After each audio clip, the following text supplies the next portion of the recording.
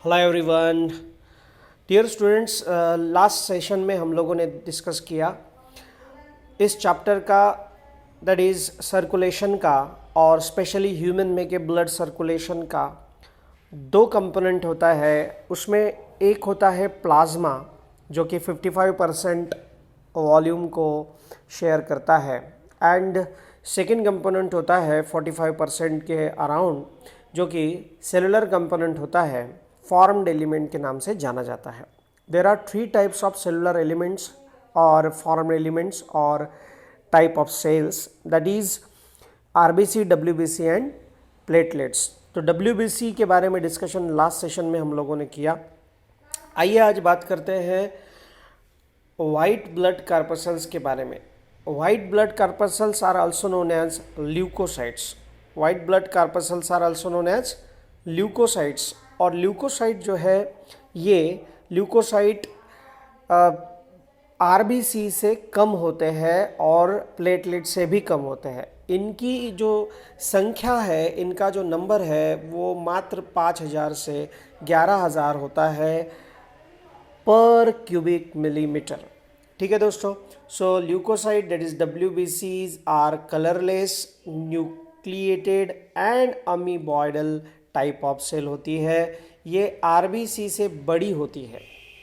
दूसरा important point ये रहेगा, due to their amoeboidal movement they can move out of the capillary walls.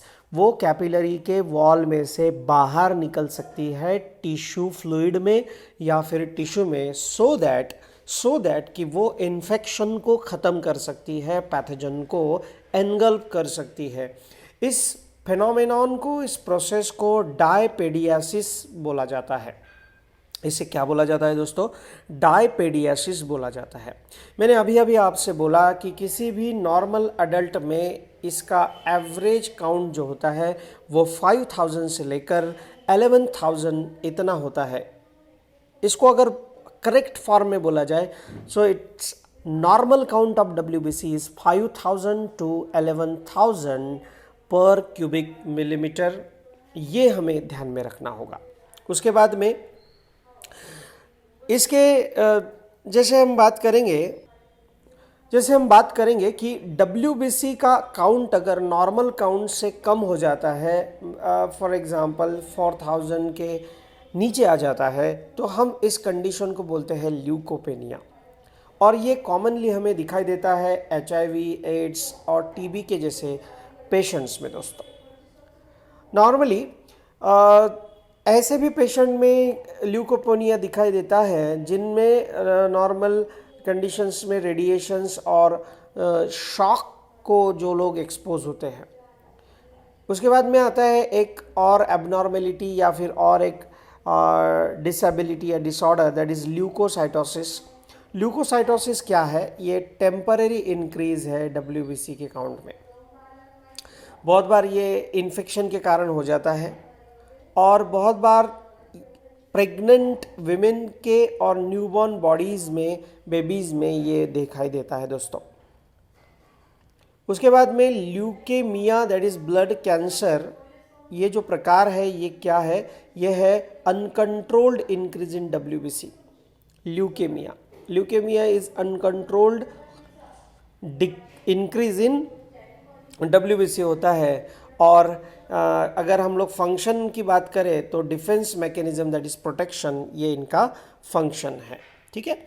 अब types देखते हैं डब्ल्यूबीसी के कितने होते हैं। डब्ल्यूबीसी के टाइप्स के बारे में बात करते हैं। There are 2 main types of the WBC. एक है ग्रैन्युलोसाइट्स और दूसरा है अग्रैन्युलोसाइट्स। एक है ग्रैन्युलोसाइट्स, दूसरा है अग्रैन्युलोसाइट्स। स्पेशली डब्ल्यूबीसी ये कलरलेस सेल्स होती है और इनके न्यूक्लियस की विशेषता ये है कि वो इर्रेगुलर टाइप के न्यूक्लियस होते हैं, इसलिए इन्हें पॉलीमॉर्फिज्म कहा जाता है। इस प्रकार को पॉलीमॉर्फिज्म कहा जाता है। आइए बात करते हैं ग्रैन्युलोसाइट और अग्रैन्युलोसाइट के बारे में। सबसे पहले लेते हैं ग्रैन्युलोसाइट्स को। ग्रैन्युलोसाइट ऐसी डब्ल्यूबीसी है जिनके साइटोप्लाज्म में ग्रैन्यूल्स दिखाई देते हैं, इसीलिए उन्हें पॉलीमॉर्फो न्यूक्लियर ल्यूकोसाइट्स के नाम से भी जाना जाता है।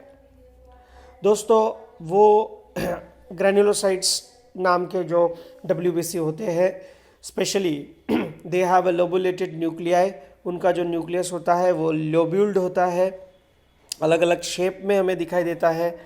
और ये जो WBCs का ये जो टाइप है ग्रैन्युलोसाइट, ये माइलॉइड स्टेम सेल से स्पेशली तैयार होते हैं। कौन से सेल से तैयार होते हैं? माइलॉइड सेल से तैयार होते हैं। जब एक बार वो बन जाते हैं तो बाद में फिर वो डिवाइड नहीं होते, एक प्रकार से परमानेंटली अपना फंक्शन एंड शेप ले लेते हैं। देखिए ये जो ग्रैन्युलोसाइट्स है ये लगभग टोटल WBC का 75% काउंट शेयर करते हैं। 75% ऑफ द टोटल WBC कौन है? ग्रैन्युलोसाइट्स है। अब ये जो ग्रैन्यूल्स होते हैं, ये ग्रैन्यूल्स एक्चुअल में होते क्या है? So they are nothing but secretory vesicles, जिनमें वेरियस सिक्रीशंस एंजाइम जैसे सब्सटेंसेस भरे होते हैं। On the basis of staining property, granules जो है वो सेल के अंदर के जो ग्रैन्यूल्स है, साइटोप्लाज्म में के ग्रैन्यूल्स है, उसके बेसिस पे ये WBC और ग्रैन्युलोसाइट के 3 सब टाइप किए गए हैं। एक है न्यूट्रोफिल, दूसरा है बेसोफिल, तीसरा है एसिडोफिल्स। आप यहाँ पे देख सकते हैं, एक है न्यूट्रोफिल, दूसरा है बेसोफिल, तीसरा है एसिडोफिल। इस प्रकार से 3 टाइप के ये ग्रैन्युलोसाइट्स होंगे। इसके बारे में हम अब आगे जानकारी लेते हैं दोस्तों। ओके, सबसे पहला टाइप इसमें आता है न्यूट्रोफिल्स। न्यूट्रोफिल्स ये ग्रैन्युलोसाइट का पहला प्रकार है। न्यूट्रोफिल्स में एग्जैक्टली होता क्या है? इसमें जो ग्रैन्यूल्स होते हैं ये बहुत फाइन होते हैं और बहुत ज़्यादा क्वांटिटी में होते हैं, that is large in number. ये इवनली डिस्ट्रीब्यूटेड होते हैं साइटोप्लाज्म में, और स्पेशली ये न्यूट्रल स्टेन या डाई से स्टेन होने वाले सेल टाइप है ग्रैन्युलोसाइट्स है न्यूट्रोफिल्स। न्यूट्रोफिल्स का जो परसेंटेज है वो टोटल WBC का 70% स्कोर करते हैं। Neutrophils share around 70% of the total WBC दोस्तों। दिस सेल्स, ये जो सेल्स है दोस्तों, ये स्पेरिकल और न्यूक्लियस इसका सेवरल लोब्स का होता है, लगभग 2 से 7 लोब आप यहाँ पे कंसिडर कर सकते हैं। इनका जो मुख्य काम होता है वो अमीबॉइडल मूवमेंट शो करना होता है और फैगोसाइटोसिस करना होता है। ठीक है, ये स्पेशली डिस्ट्रॉय करते हैं पैथोजेंस को, और प्रक्रिया का यूज़ होता है फैगोसाइटोसिस। फैगोसाइटोसिस नाम की प्रक्रिया के द्वारा, प्रोसेस के द्वारा they just destroyed the pathogens. हम देखते हैं कि पस जो होता है, जो मिक्सचर होता है डेड न्यूट्रोफिल्स का, डैमेज टिश्यू का और डेड माइक्रोब्स का दोस्तों। उसके बाद में दूसरा ग्रैन्युलोसाइट का टाइप आता है जिसका नाम है बेसोफिल। दूसरा टाइप है बेसोफिल। और ये जो बेसोफिल है इसमें बहुत ही कम ग्रैन्यूल्स होते हैं बट लार्ज साइज के होते हैं। दूसरा, इनका जो स्टेनिंग होता है ये बेसिक स्टेन जैसे कि मिथिलिन ब्लू से ये स्टेन हो जाते हैं। बेसोफिल्स जो है वो नॉन फैगोसाइटिक होते हैं दोस्तों। कैसे होते हैं? नॉन फैगोसाइटिक, जो किसी भी दूसरे फॉरेन सब्सटेंस को एनगल्फ नहीं करते। इनकी साइज छोटी होती है, स्पेरिकल टाइप के सेल्स ये होते हैं, और टोटल WBC का मात्र 0.5 to 1% ही काउंट इनका होता है या शेयरिंग इनका होता है। इनका न्यूक्लियस की स्पेशलिटी ये है कि इनका न्यूक्लियस जो है वो ट्विस्टेड होता है। ये जो सेल्स होते हैं स्पेशली आपको इन्फेक्टेड एंड एलर्जिक कंडीशन में देखने को मिलते हैं। ये जो सेल्स है ये इन्फेक्टेड एंड एलर्जिक कंडीशन में देखने को मिलते हैं। बेसोफिल की अगर हम लोग बात करें तो इनके द्वारा जो सिक्रीशंस होते हैं वो 3 टाइप के होते हैं, एक हेपेरिन, हिस्टामाइन एंड सीरोटोनिन दोस्तों। तीसरा ग्रैन्युलोसाइट का टाइप हम यहाँ पे देखेंगे। तीसरा टाइप है इओसिनोफिल्स या फिर एसिडोफिल्स। इओसिनोफिल्स या फिर एसिडोफिल्स। एसिडोफिल में लाइसोसोमल ग्रैन्यूल्स होते हैं दोस्तों, जो कि रेड कलर के एसिडिक स्टेन जैसे कि इओसिन के द्वारा क्या होते हैं? स्टेन होते हैं। दूसरी दूसरा इम्पॉर्टेंट पॉइंट है कि ये टोटल डब्ल्यूबीसी के 1 to 3% होते हैं। इनका भी परसेंटेज शेयर जो है टोटल डब्ल्यूबीसी में एज ग्रैन्युलोसाइट वो काफ़ी कम है, 1 to 3% है। इनका न्यूक्लियस बाइलोब्ड होता है, 2 लोब से बना होता है, और इनका जो फंक्शन होता है वो ये होता है कि एंटीजन एंटीबॉडी कॉम्प्लेक्स को ये फैगोसाइटोसिस के प्रोसेस के अंतर्गत डिस्ट्रॉय कर देते हैं।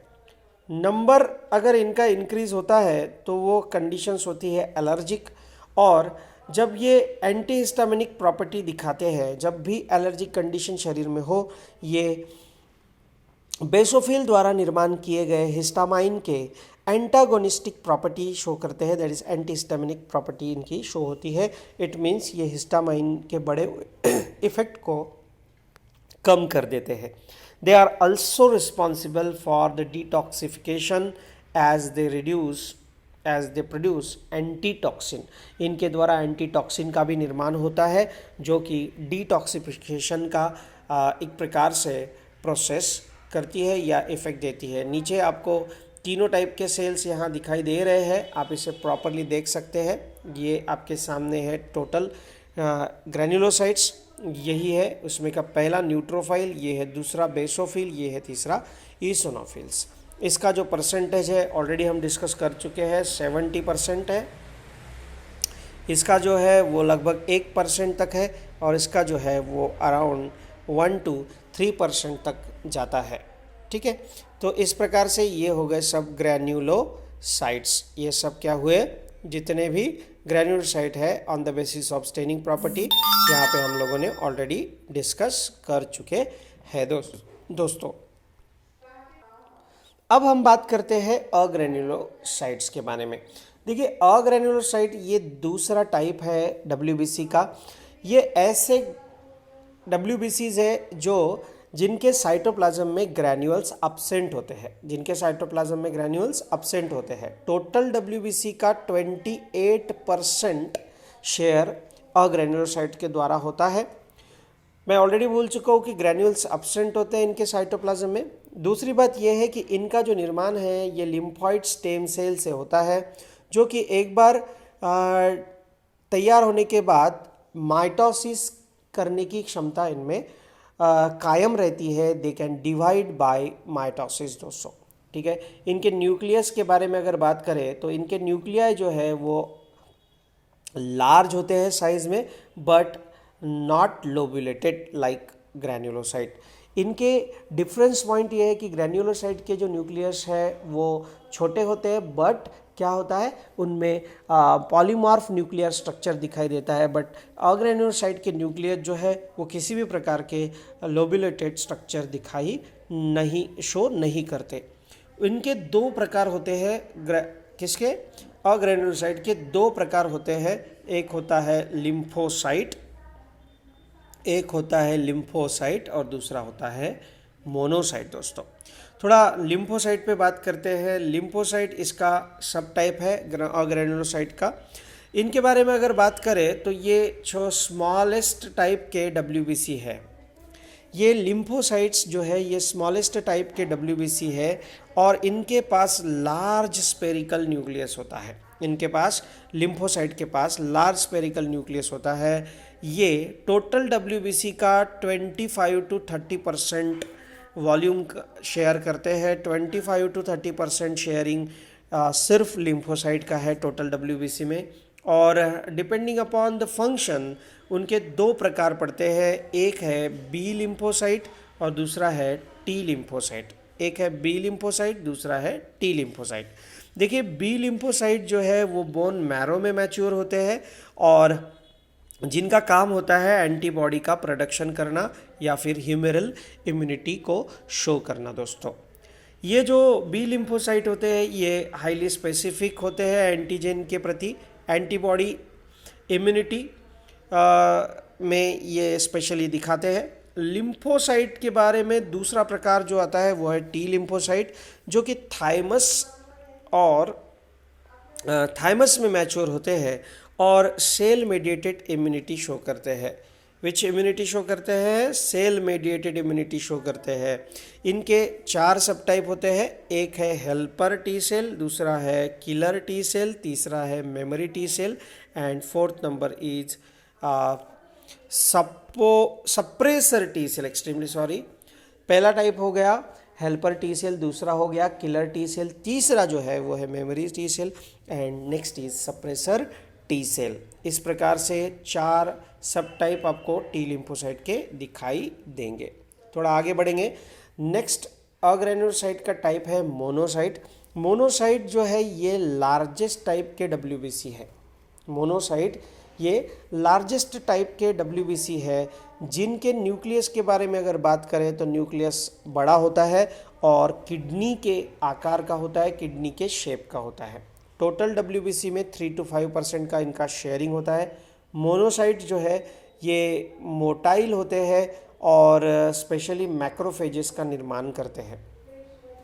मोनोसाइट मैक्रोफेजेस का निर्माण करते हैं। They are mainly phagocytic and they destroy the bacteria and dead or damage tissue by the phagocytosis।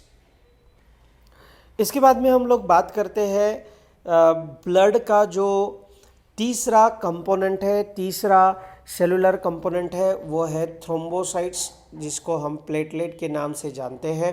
Platelet के बारे में अगर बात करें तो एक प्रकार से ये भी नॉन न्यूक्लिएटेड सेल्स होती है और सेल्यूलर फ्रैगमेंट्स एक्चुअली होते हैं। ये कंप्लीट सेल भी नहीं होती। So thrombocytes are the cellular fragments जो कि बहुत बड़े सेल से, जिसका नाम है मेगा कैरियोसाइट। आप इसको ध्यान में रखिए, इस वर्ड को आप किसी भी कंडीशन में ना भूलें, बिकॉज जो थ्रोम्बोसाइट एंड प्लेटलेट्स है इनका निर्माण जो है एक large type of cell that is megakaryocytes में से होता है।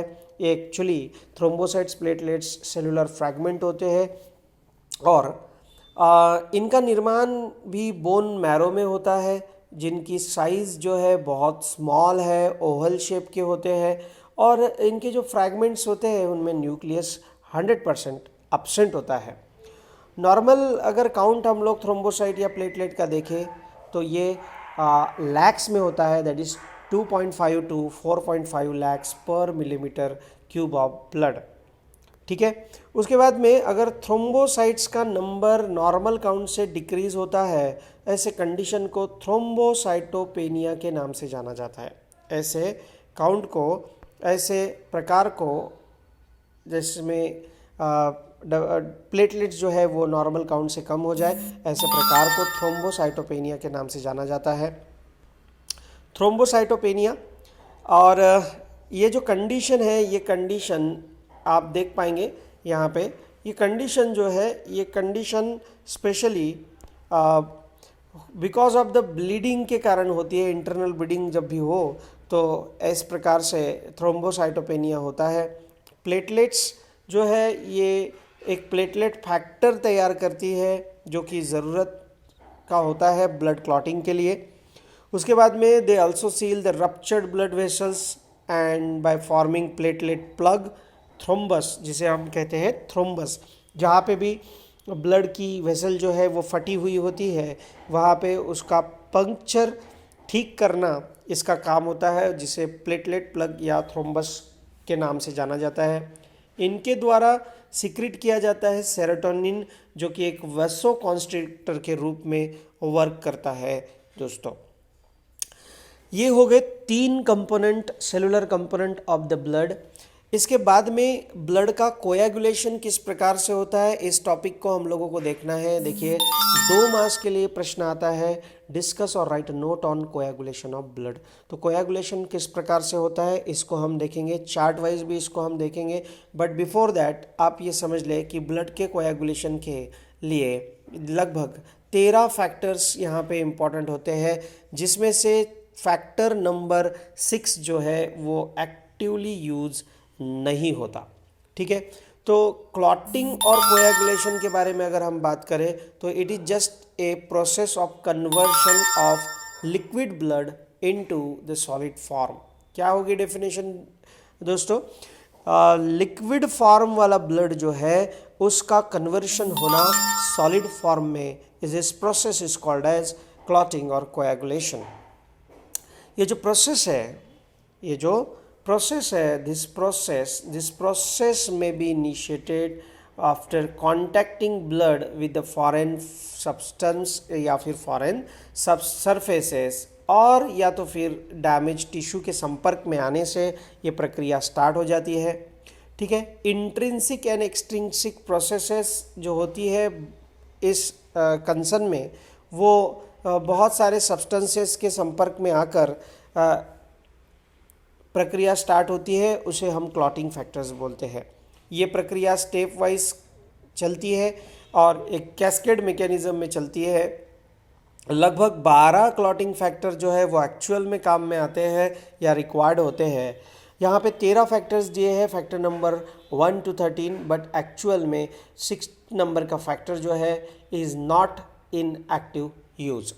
उसके बाद में है इंटरेक्शन जो होती है इस फैक्टर के साथ, वो पूरी तरह से कैस्केड मैनर में होती है, जिसके कारण ब्लड एंजाइम थ्रोम्बिन तैयार होता है, जिसके कारण एंजाइम थ्रोम्बिन। अब यहाँ से पॉइंट वाइज आप ध्यान रखेंगे कि सबसे पहले जैसे ही ब्लड बाहर निकलता है, ब्लड बाहर निकलते ही फॉरेन सब्सटेंसेस के कांटेक्ट में आने से या फिर टिश्यू के इंजर्ड टिश्यू के डैमेज टिश्यू के कांटेक्ट में आने से जो फैक्टर्स है, जो ब्लड क्लॉटिंग के फैक्टर्स है, वो एंजाइम थ्रोम्बिन को निर्माण करते हैं। थ्रोम्बोप्लास्टिन जो तैयार होता है, ये सबसे पहले थ्रोम्बोप्लास्टिन क्या करता है, एंजाइम प्रोथ्रोम्बिनेज को निर्माण करता है। देखिए, थ्रोम्बोप्लास्टिन नाम का ये जो कंपोनेंट है, ये थ्रोम्बिनेज नाम के एंजाइम को तैयार करेगा, ध्यान दीजिएगा। और उसके बाद में ये एंजाइम जो है, ये एंजाइम हेपेरिन को इनएक्टिवेट कर देगा। एंजाइम प्रोथ्रोम्बिनेज इनएक्टिवेट्स हेपेरिन, और इसी के कारण ब्लड का लिक्विड रहना या फ्लूइड रहना अब कम हो जाता है, वो अब सॉलिडिफाइंग की ओर बढ़ता है। और जैसे ही प्रोथ्रोम्बिनेज हेपेरिन को इनएक्टिवेट कर देता है, ये इनएक्टिव प्रोथ्रोम्बिन जो है वो एक्टिव थ्रोम्बिन में भी कन्वर्ट हो जाता है। ठीक है, अब ये थ्रोम्बिन जो है, एक्टिव थ्रोम्बिन सोल्यूबल प्रोटीन होता है, एक फाइब्रिनोजेन, जिसे इनसोल्यूबल फाइब्रिन में रूपांतरित करने का या कन्वर्ट करने का काम ये थ्रोम्बिन करता है। यहाँ पे फाइब्रिन है, ये फाइब्रिन जो है एक प्रकार से जाली बना देता है, मेश बना देता है, जिसमें प्लेटलेट और कुछ ब्लड सेल जो है वो ट्रैप हो जाते हैं दोस्तों, और इस प्रकार से ब्लड का क्लॉट उस इंजरी के साइड पर बन जाता है।